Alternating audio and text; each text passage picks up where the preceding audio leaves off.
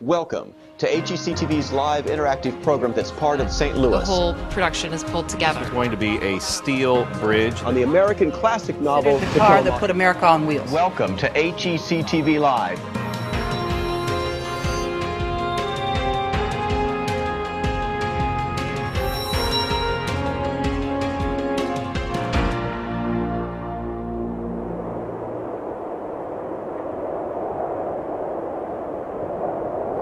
Welcome to HECTV Live, where today we're going to do the science behind flight as we talk about soaring the sky. Welcome everybody, my name's Tim Gore, our host from HECTV Live, and we're very glad that you're able to join us for today's program as we talk with Mel Burkhart about the science behind flight and what it means to run and operate a sailplane and soar the sky with today's program. Mel, thanks so much for being with us today. Tim, it's my pleasure. It's great, absolutely great to be here. So we want to start by letting everybody who's joining us interactively just have a general overview about what we're going to talk today about as we look at the science behind flight soaring the sky. We're going to first look in terms of some of the general scientific concepts. We're going to talk about thermals. We're going to talk about how you search for thermals in the sky. We'll talk about thermals and sinks and the ideas of drag and thrust and gravity and lift, some important scientific concepts. We'll go through that for a little bit of time.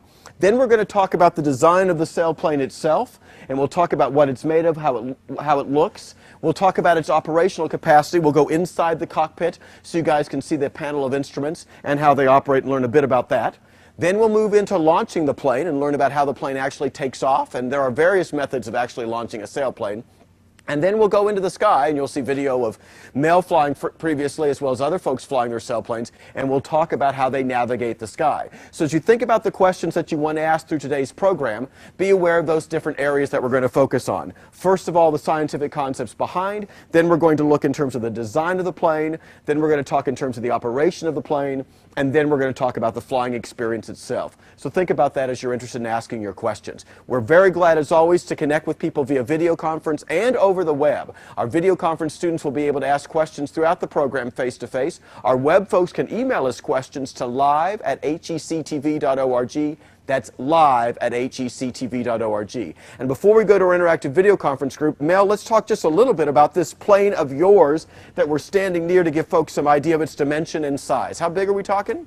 Well, this is a standard 15-meter class sailplane. It's nearly 50 feet wide, the wingspan, a little over 22 feet long, and it stands about 1.5 feet off of the ground. Actually, it's 1.25 meters, which would be about 3 feet. And how long have you been sailing? Well, I started in the mid-'70s. Oh my gosh, so you've been doing it for 30 years at least, 35 years. A while. A while now. And what is it about? It's kind of growing on me. And what is it about sailing, soaring, gliding that attracts you? It's the ability to connect with nature. That is, you use what the environment provides you, and you match your skills against those of the environment in order to soar. Well, we want to start by talking about those environmental factors. We want to talk about some ideas like thermals and sinks and those kinds of things. And students, as we begin to talk about this, think about the questions you want to ask. I'll be coming through to each group with the questions you may want to ask about these basic scientific concepts, and it'll be that rotation of questions we'll use throughout the program. So it's a gorgeous day here in Highland, Illinois. It's going to be 90, 91 degrees today. When you're seeking to fly, are you looking for a day that's warm like this? Does temperature matter? Temperature does. However, it's the relationship between the cool temperature at night and the high temperature in the day that provides the lift that we need to soar. If you look outside, you'll see that there are some cumulus clouds starting to form, which is an indication that lift is being created. Let's begin to look at some of the images we've got. So the basic idea of soaring, which is what we're seeing here on this particular slide, lets us know some general information about soaring, and there's different kinds of lift. A thermal is that column of warm air. That's what you're seeking out to be able to give you lift, right? That's correct. And then in between those columns of air, there's something known as sink, which is lift in the opposite direction. Let's find out more about thermal lift as we go to the next image for everybody. And talk a little bit about how a thermal column of air is created. Well, this particular slide depicts the sun heating the surface The surface heats the air next to the surface. The air being warm is less dense. Being less dense than the air surrounds it, it begins to rise. And you can see on the slide that the rising air eventually cools in the atmosphere. And when it cools to the point where the visible moisture condenses, it forms a cloud.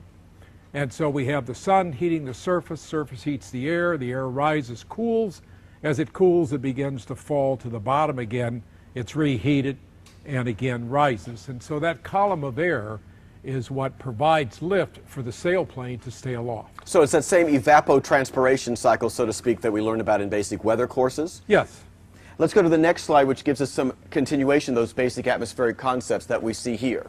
Well, this depicts a volume of air, and if the air around it, as you see on the left portion of that slide, is warmer or less warm than the air rise. If it's on the right side, as you see there, the air around it is colder than what's in that ball, and so then the air would sink. And so here we have rising air on the left, which is good. We have descending air on the right, which is bad. And Ed, as we move to the next slide, which depicts the idea of columns and bubbles, how wide are we talking about? How big do these thermals get? And is that based on the difference between ground temperature and air temperature, so to speak, how big it gets? No, the circumference of the thermal is primarily based on the heat source. Okay. If you had a very small smudge pot heating the air, you'd have a small thermal. If you had a Walmart parking lot, for example, heating the air, you'd have a very large thermal. Okay. And so on the left here, we're picturing a column of air, and that's a heat source heating the air, continuing to rise, drawing cold air in beneath, and the cycle continuing continuously. On the right side of the slide, you'll see a bubble. And the bubble stems from the fact that air is heated, rises aloft, and the winds aloft tend to move that cloud or that heat source away from its heat source. If it does, then it just becomes a bubble, and sooner or later another cloud will form over that same heat source, rise, the air blows it away, and it becomes a bubble. We can thermal in the column, but underneath a bubble there is no lift, except right at the bubble. Right at the bubble itself. And the next slide just gives us a little bit more information about thermal lift and summarizes everything for us in terms of how they're constructed and how the plane relates to that. Talk a little bit about that, Mel. How is the plane seeking the lift? Well, it's the pilot who seeks the lift. Okay. And you can see on this particular slide we have a bunch of those Q. They're called fair weather Q. They look like little puffy cotton balls that are sprinkled on the sky, and those, each one has been created by a heat source. Their life cycle is about 20 minutes, so that the cloud will form, rise, move away from its heat source, begin to dissipate, and a new cloud takes its place. The winds aloft, if they're strong enough, will line these heat sources up in a row, and we call those cloud streets, much like you would have a international or an interstate highway. And so a pilot wanting to fly in that direction could simply enter that cloud street and fly in that lift in a straight line without having to stop, thermal, and circle in order to regain his altitude. Very cool. So there you have very basic information about how thermals work. And there's a couple of other forms of lift which we're going to talk about in a bit. Ridge lift and wave lift. But we want to have the chance for student groups to start asking questions as well about what they've heard about lifts so far, other thoughts about the sailplane. So let's go out to St. Margaret's Episcopal School in San Juan Capistrano, California first. St. Margaret's, if you have a question, unmute your microphone, come and ask, or just let me know you don't have one right now. Well, that's a great question. I'll let you guys mute your microphone again to make sure we stay on Mel here. Talk about manufacturing techniques and the technology advances just in the 30-some-odd years you've been flying. How have they made a difference for you? Well, we started with wood. Okay. Wood is very heavy, very dense. They moved into metal, aluminum, lighter, sturdy. And then we moved into fiberglass and carbon fiber. And it's very light and very strong. And by the design of the airfoil and the whole plane, it promotes lift. This particular sailplane has a glide ratio of 38 to 1. In other words, for every mile you're in the air, you can fly 38 miles straight ahead. Very cool. Thanks, St. Margaret's, for that question. Let's go to Medicine Lodge, Kansas. Medicine Lodge, if you're there, come in, and what's your question? Yes, we have one student who wanted to know what was the weight of your plane. The weight. Oh, the weight. Thank you. The empty weight of this particular glider is about 550 pounds. Actually, this particular one is 574. And then when you add a pilot to that, you could go up to a maximum weight of 890 pounds for takeoff in this particular glider. Okay, very good question. Thanks very much, Medicine Lodge. We've talked about thermal lift, but there's other ways to get lift and to soar as well that you may be familiar with that we want to touch on, and that's the idea of ridge lift and wave lift, and we've got a couple of images that show that. Talk about ridge lift, Mel. Well, ridge lift is depicted here, and you have a long ridge, upsloping terrain, and as the air blows across that, the wind blows across that terrain and is forced up into the atmosphere, it creates lift. And so you can fly along that ridge on the windward side, and the upward motion of that air will keep you aloft. Ridges could be anywhere from a mile or several miles up to hundreds of miles long. And pilots enjoy flying along that ridge because they're in constant lift. They're very close to the ground, and it becomes very exhilarating to be moving that fast, that close to the ground. It's a real high to fly in ridge lift.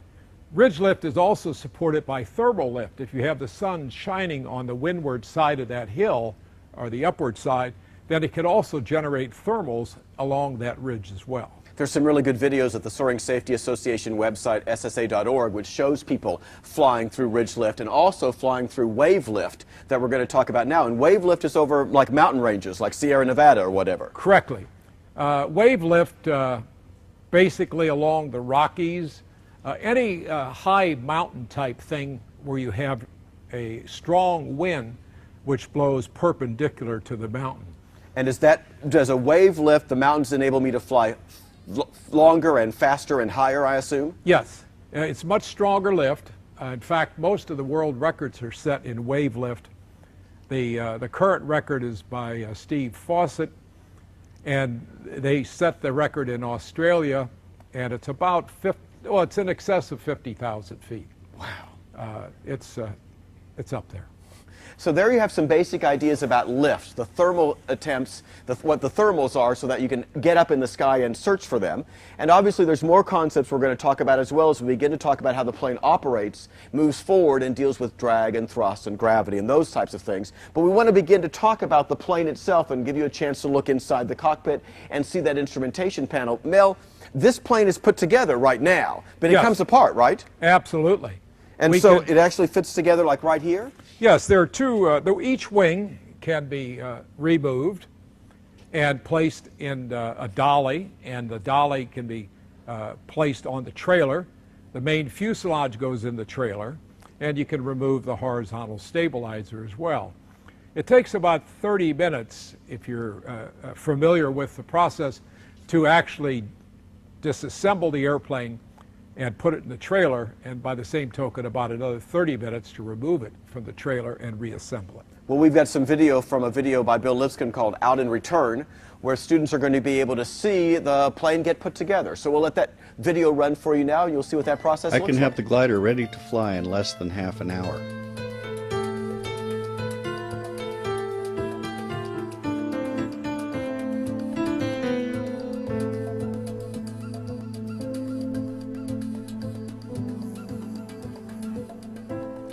I'm wearing a bib because the end of the wing has some really greasy fittings. Each wing panel weighs about 140 pounds, and this dolly is really handy. If I didn't have the dolly, another person would have to help me put the wings on.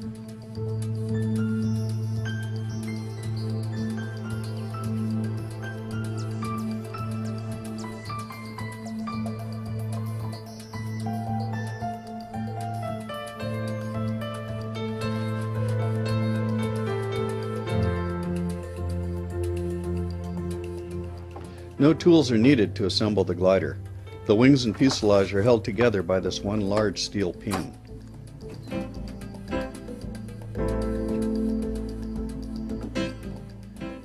The glider is constructed entirely of fiberglass. It weighs about 600 pounds and has a wingspan of 57 feet.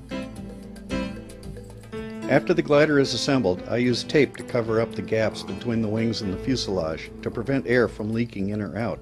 This helps the performance of the glider and also makes it quieter inside. Next, I do a pre-flight inspection to make sure the sailplane is properly assembled and that everything is working properly.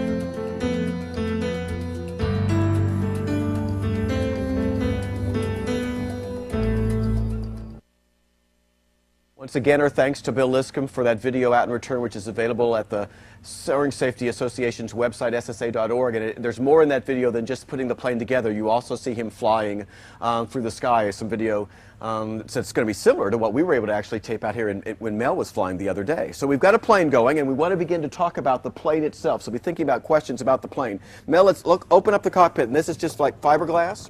Plastic? What is this? It's molded plastic.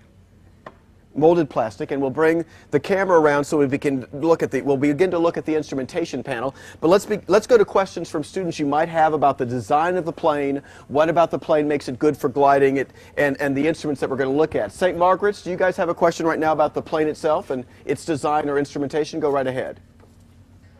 Okay. You discussed flying at like a mile high or higher.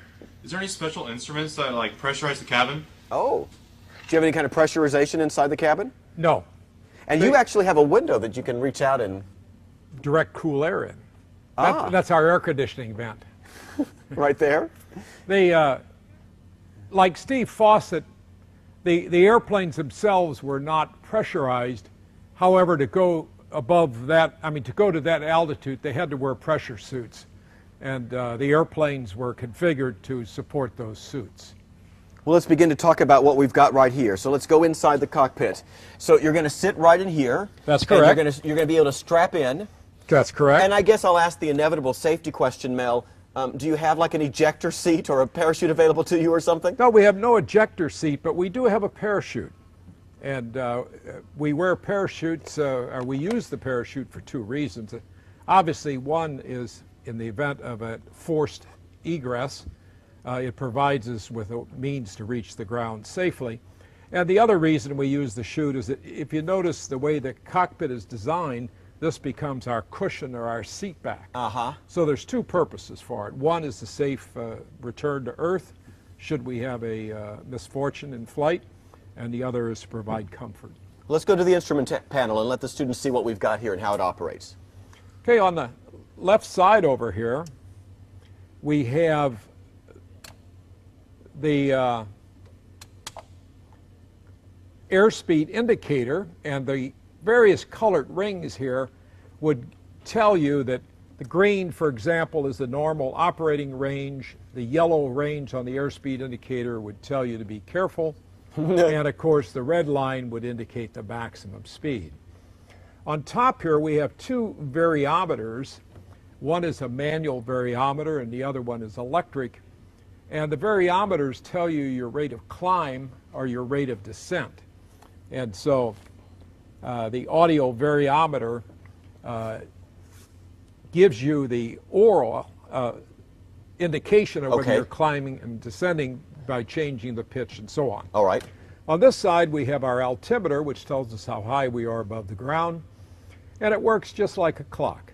The big hand tells the hundreds of feet.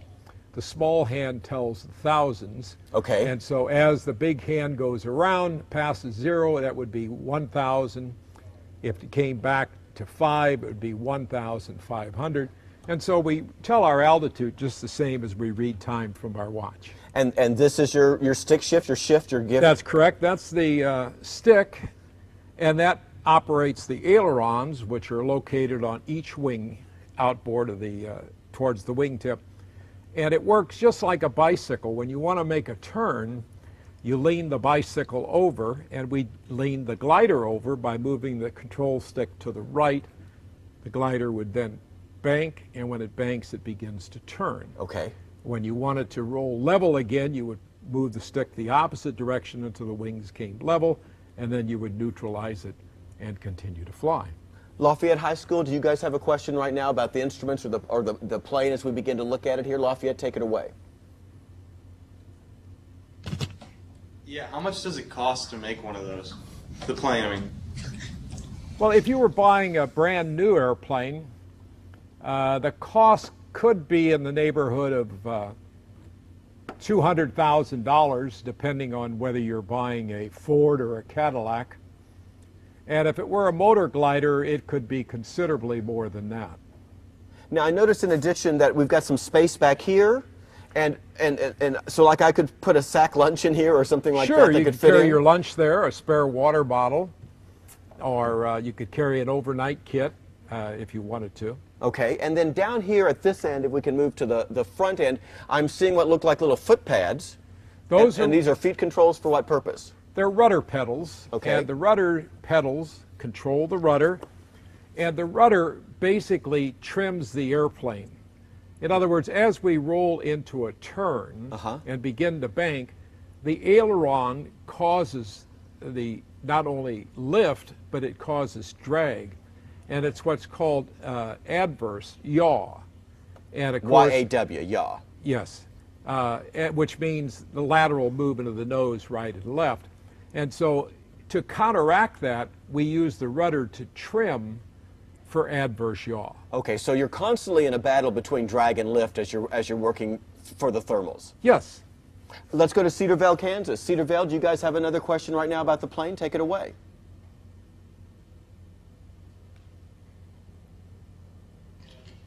Say that again.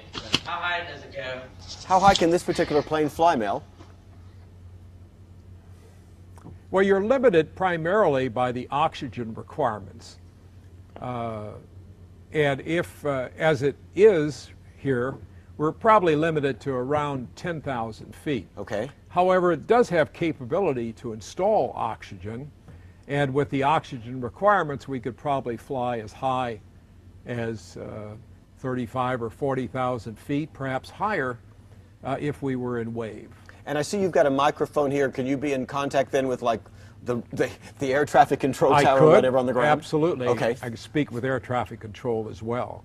Medicine Lodge, Kansas. Let's go back to you guys. A question about the plane?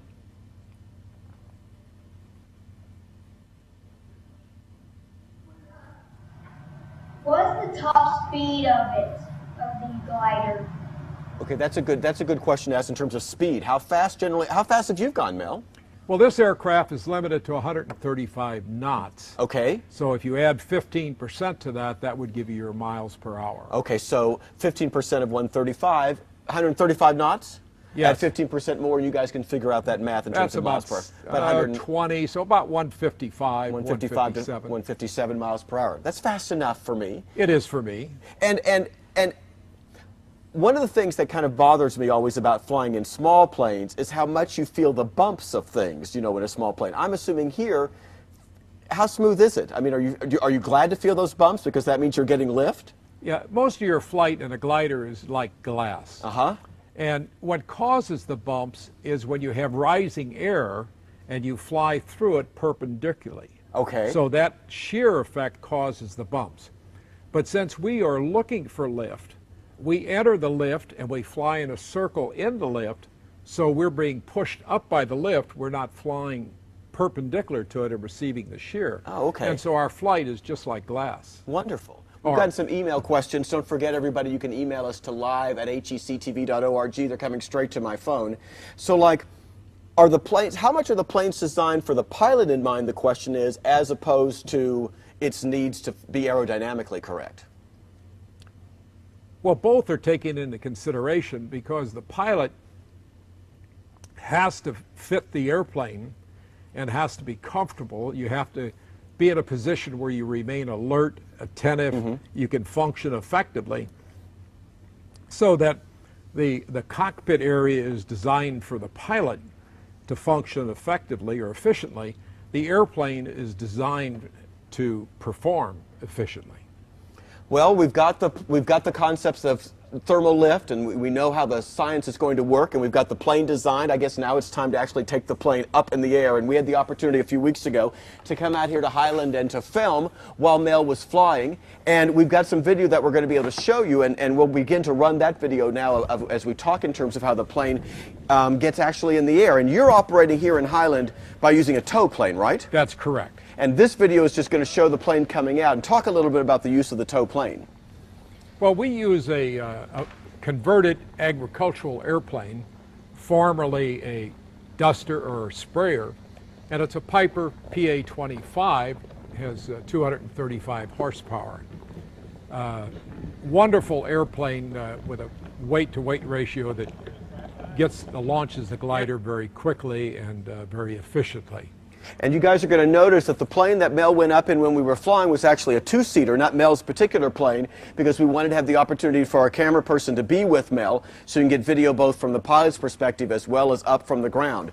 There's a variety of ways that you can launch a plane, and we'll talk about them, but the one that they use out here is the use of the tow plane, and we're going to see that happen now. We're going to see the plane take off and notice how that occurs. We've got a grass runway out here in Highland, and about how fast does the tow plane have to get going to be able to get its lift off the ground and get you guys up? Probably 45 to 50 knots, the airplane will start to leave the ground. They will accelerate to 65. And that's 65 speed at which we want to tow. And again, we're talking like 60 to 65 knots, 15% more of that would be like 78, 80 miles per hour that they're getting up. And you're up in the air now, and we're actually able to see here from the pilot's perspective that there's the tow plane in advance. How long is that tether, Mel? 200 feet. Okay. As required by law. Okay. And on each end is what's called a weak link. So if there is any particular problem that you can, if you can't release, you could break the weak link. All right, and let's show that release. Let's see how that release happens. So now we're up in the air, and take the students through the release, because obviously you don't want these two planes to hit each other, so we're going to go different directions, right? At either the predetermined altitude or when you enter lift, okay, the two would separate. Like we're seeing here. Right here. The glider pilot releases the tow rope. When the tow plane pilot feels that release, he turns to the left and descends, and the glider pilot would turn to the right and climb in order to provide separation between the two aircraft. Let's go to more student questions, see what ideas you guys have. Let's go to Cedar Vale. Cedar Vale, a question for you guys? We had a question about the wheels, the tires that we can see on the wings there. You bet. When you take off, are those fixed or do those come off? Or the wheel that we're seeing over here to our left, that's just for the purpose of moving the plane, I'm assuming? Yes. That is taken off before flight. And the purpose of that is so that you can move one person can move the airplane. We actually have a tow bar that fits on the tail, and that tow bar will fit on the bumper, on the tow hitch of a car or a golf cart or whatever, and then you can drive around and pull the airplane wherever you want. It's also used if you were to land off airport into a hay field or into a cornfield that had been where the crop had been removed.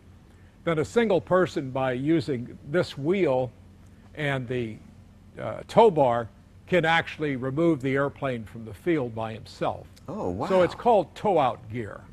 Very cool. Medicine Lodge, we're going to come to you in a minute for a question, but before we do that, I want to look at a couple of other examples of launching. And one of the methods that's not used here is what's called a winch launch. Correct. And we've got a slide that demonstrates that for students to show what a winch launch is. How does a winch launch get a plane up in the air? Well, you have an engine, a motor that's very strong, diesel or high-powered, has a long cable that's wound up on a reel, and you stretch that cable out the length of the field, attach it to your glider, start the engine, and it starts retracting that cable very rapidly, and it pulls the glider into the air.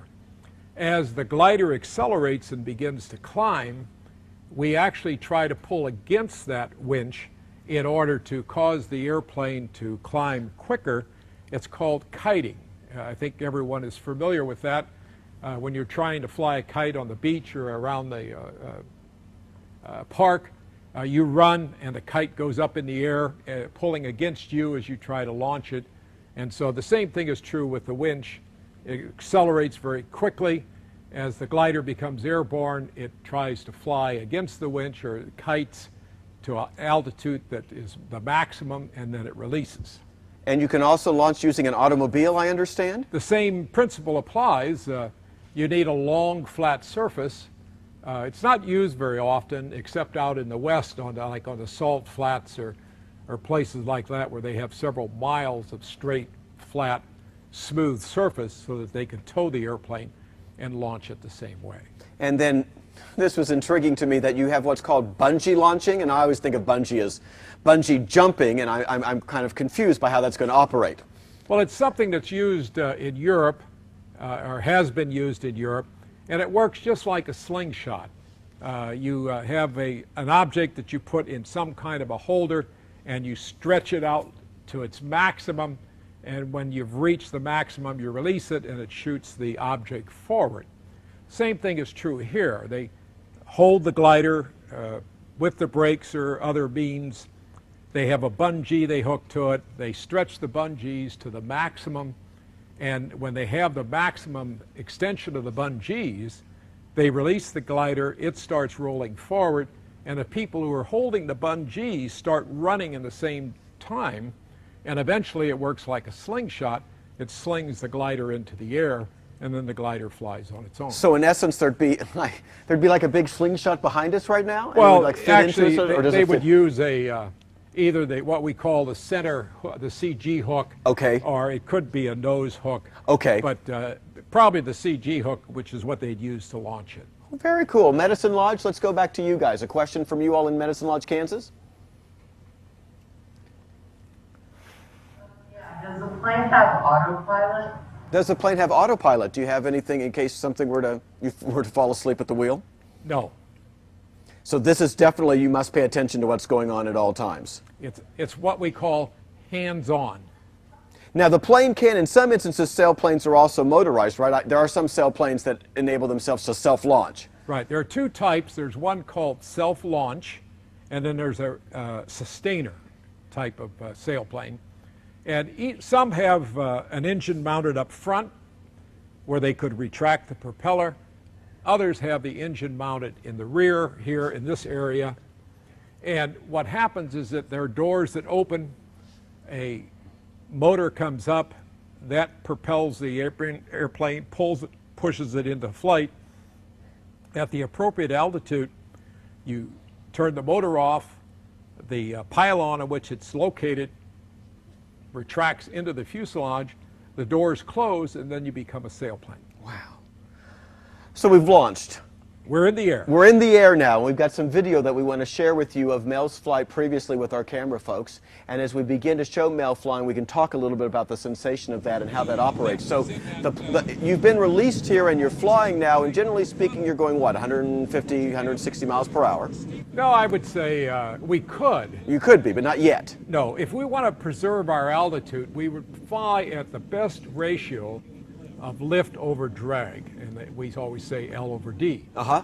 And L over D in the airplane we're flying here is about 60 miles per hour. Okay. It's actually 49 knots. And so that would give us the ability to go the furthest distance with the least amount of altitude loss.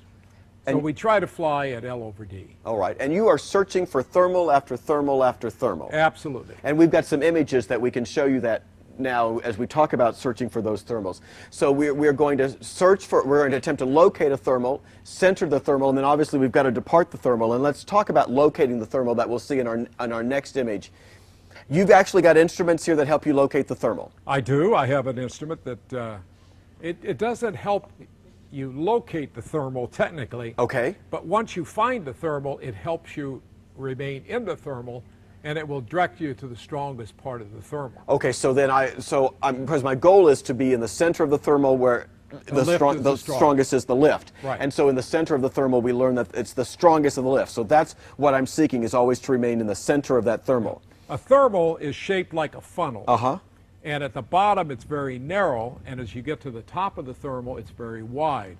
And if you can visualize an airplane flying around the inside of that funnel, is exactly what we're trying to accomplish. So you're actually circling in the thermal in the air. You're not. So I shouldn't think about it all the time as if you're just flying straight forward. You're actually seeking the thermal and then you're circling inside that thermal? Correct. And then do you just, I mean, I guess conceivably you could circle as long as the thermal remained in fine shape, right? Yes. And then you just make an arbitrary decision. I'm ready to move on now. I'm seeing some other clouds over there, and so I'm going to go forward. Yeah, each thermal has a height. You will eventually reach the cloud height, the base of the cloud. And of course, you can't enter the cloud, so then you move on to the next. Okay. If we were racing, we may not want to take the time to climb all the way to the top of the thermal. We may only want to climb high enough so we have enough altitude to race to the next thermal and then the next one and so on. But we could stay in that thermal all day if we chose to do so. Okay, let's go back to St. Margaret's out in California. St. Margaret's, another question from you guys. Go right ahead. You talked about like circling in funnels and looking for thermals. Are sailplanes typically used for like objective-based flying, like getting from point A to B, or just for like enjoyment? That's a great question. Is most of your flying recreational in nature as opposed to point A to point B? Yeah, they're not used for transportation from A to B. And do you have to like file a flight plan like a motorized pilot would? No. Okay. We fly visually, and we fly without a flight plan. Okay. St. Margaret's, let's stay with you for a minute, and then we'll go to Lafayette. Another question from you guys? Yeah, I had a question about the nature of,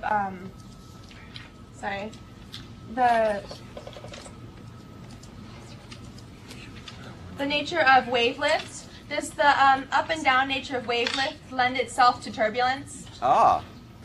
Do you get more turbulence out of a wave lift flight? No, generally speaking, wave flight is, relatively speaking, smooth. There could be turbulence, but normally we don't experience it in a glider because of our direction of flight, as opposed to a powered airplane who was flying through the wave. But generally speaking, wave action is relatively smooth. Okay, good question. Lafayette High School, let's go to you guys for a question. On a good day, about how long is the average flight in a sailplane?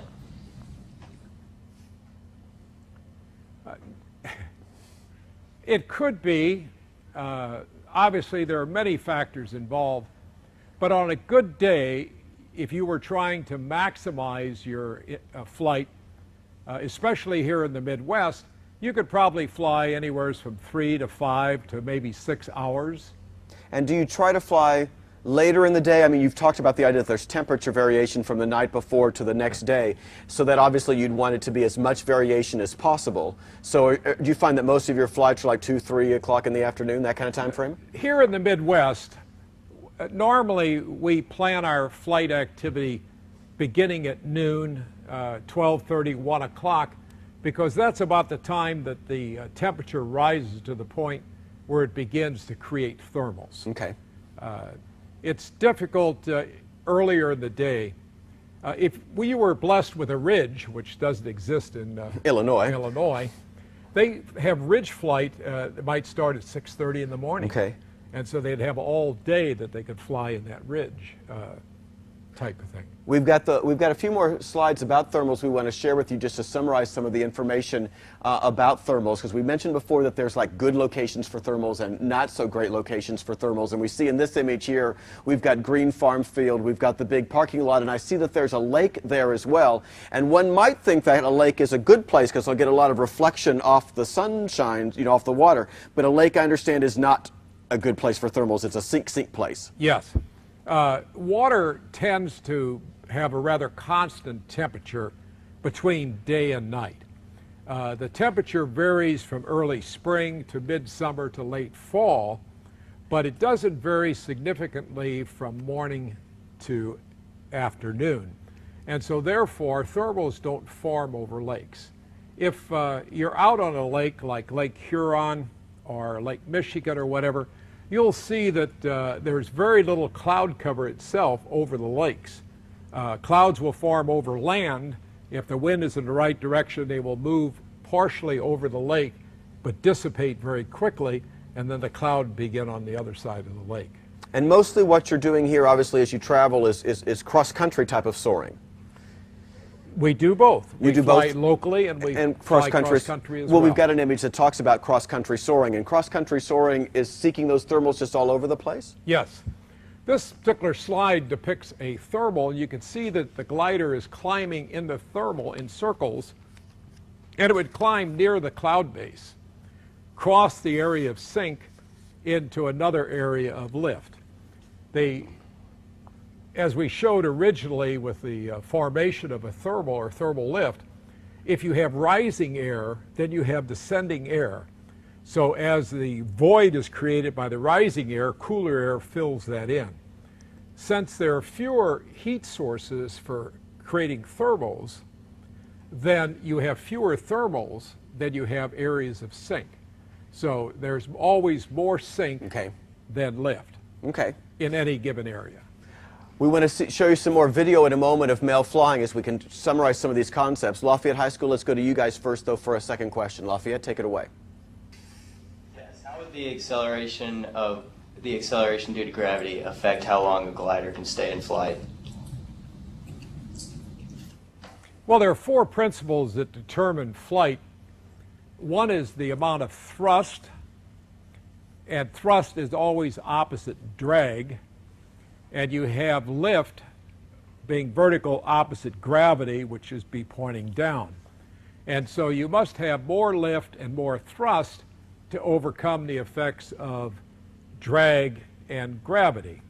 Now in a glider, since we don't have an engine to create power, we use a combination of gravity to provide thrust. In other words, the Earth's surface is pulling us down, and so that becomes our thrust. And so if you were to draw a lift vector, instead of having gravity perpendicular and thrust in a perpendicular plane, it would be angular, so that it's actually the descent or the glide that provides your thrust opposite drag. Great question, Lafayette. Let's go to some more videos so you can see things from the pilot's perspective as well as from the ground perspective. And while we look at this video, Mel and I will talk a little bit about the flying process as we see this happen. And we're up in the air, and I've noticed here on the plane itself that I'm seeing a blue string, and there's a string as we look through the cockpit here. I'm seeing a string here. What does this string do for you, Mel? This is a yaw string, and it's used to indicate to the pilot when he is flying in coordinated flight. Which means? Coordinated flight would be, as I mentioned earlier, where when you make a turn, the aileron not only provides lift to raise and lower the wing, but it also provides drag. That drag we call adverse yaw, I mentioned earlier, and when we use the rudder to compensate or to correct for that, then it would be indicated here. Okay. If we weren't using enough rudder to compensate for the adverse drag caused by the aileron, then that would be depicted one way or the other. And so we call that you would be either in a slip or a skid. Okay. And as we continue to look at this video, and then we'll just go to more video where we're going to see you flying in the clouds as we continue this conversation. The plane also has like flaps on it, correct? That enable. Do you use the flaps on it only up in the air, or is that just part of the landing procedure? Am I calling that right? Flaps? Is that the right term? Spoilers. Okay. Spoilers. My non-airplane lingo. Are drag brakes. Okay. They're called, and we use those only for landing. Okay. And it simply destroys the amount of lift over the wing, and it causes us to go up or down. So as we make our approach to land, we either add more spoiler, destroy lift, or we decrease it in order to extend our glide. Well, we've got good video of you landing just a couple of weeks ago here. We'll run that video now so people can see the video of, as it begins to land. We'll switch out to that and look at the video of you landing. We can talk about that. And we actually had an email question, don't forget it's live at hectv.org, that asked, so what happens if you can't get back to the airport, Mel? There are options. You could land in a hay field. Well, first of all, you could land at another airport. Okay. Not necessarily your own. You could land at another airport.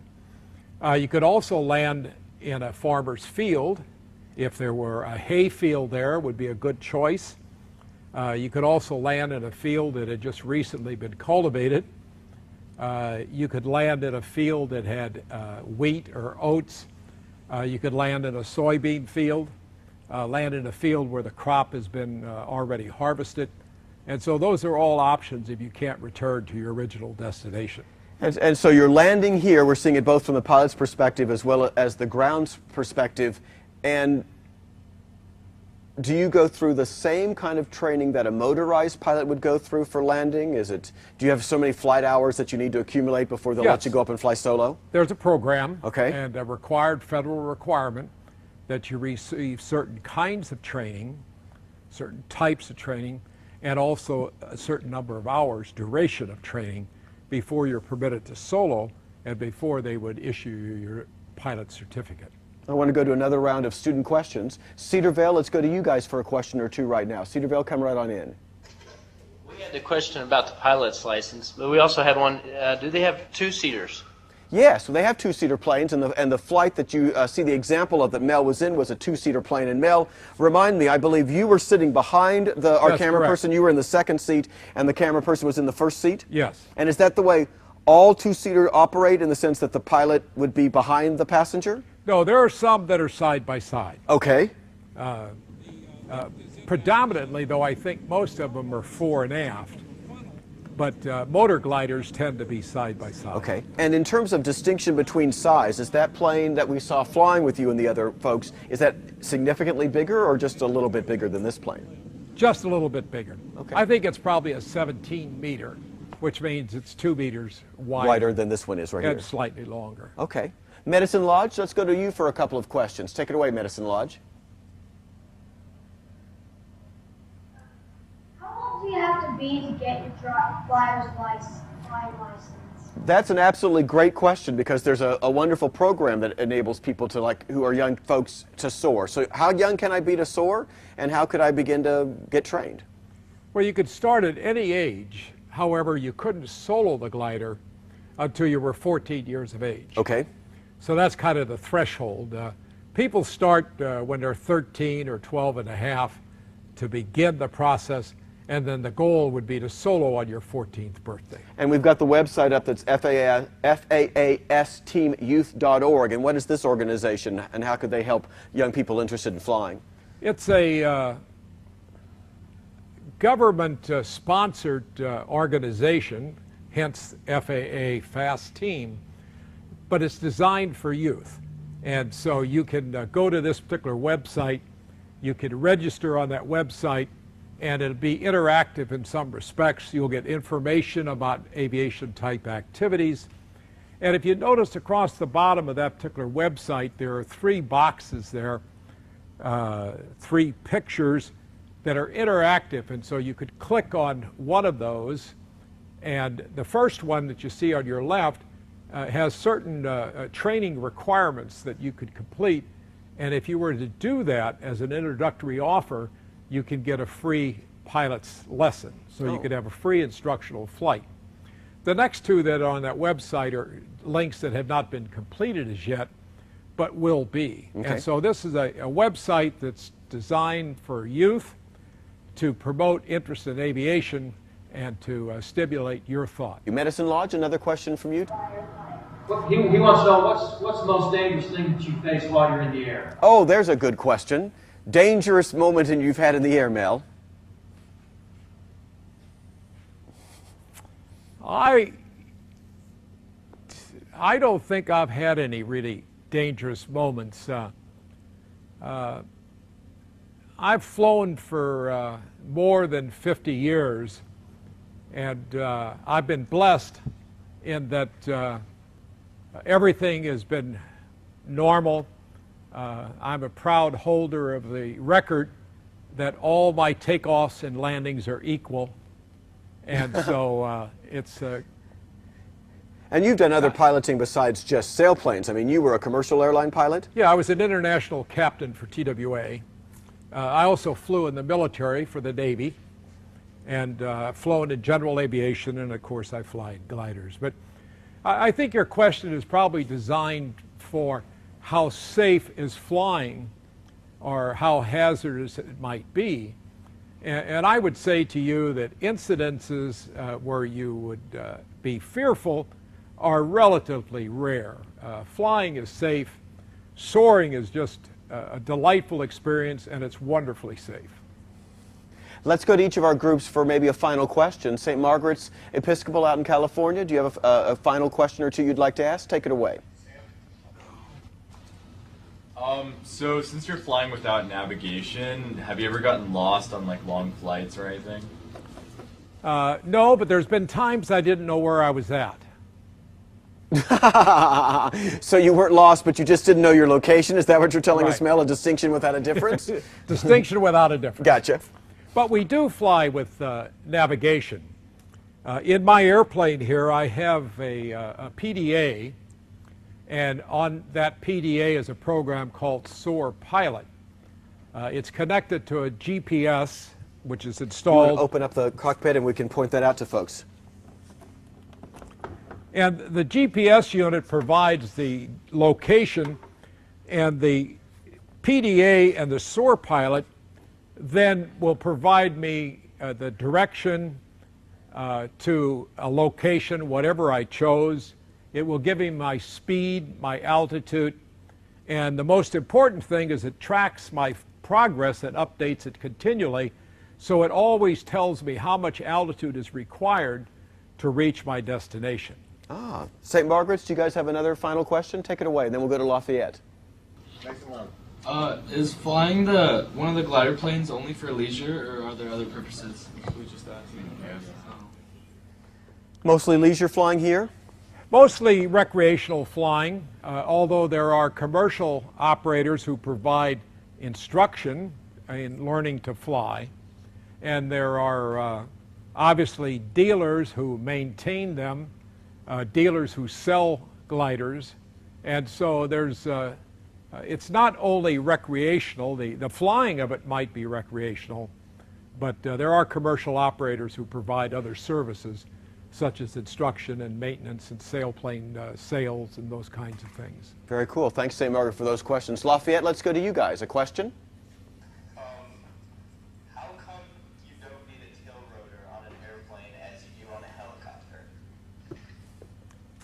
A helicopter has no vertical surface to maintain directional flight, and therefore they use a tail rotor. A airplane that is other than a helicopter, you notice has the vertical fin here, and the distance between the cockpit and that fin and the size of that vertical fin provides the stability that you need to cause it to go straight. As opposed to a helicopter, the other thing that comes into play is the helicopter has an engine mounted in this area with a shaft and a rotor spinning, and so the airplane would want to turn opposite the direction of torque of that rotor, and so that's why you would have a tail rotor as opposed to a vertical fin. Cool, good question. Lafayette, we've just got about 3 minutes left. What's your final question? What would it take to become a professional fighter pilot? Well, obviously we're going to, you flew in the Navy, so if one's going to become a fighter pilot besides joining the military, you're talking many, many years of training, hours of training? Well, you're primarily, the educational requirements of military services at the present time don't accept candidates for pilot training unless they have a college degree. So that would be your first prerequisite.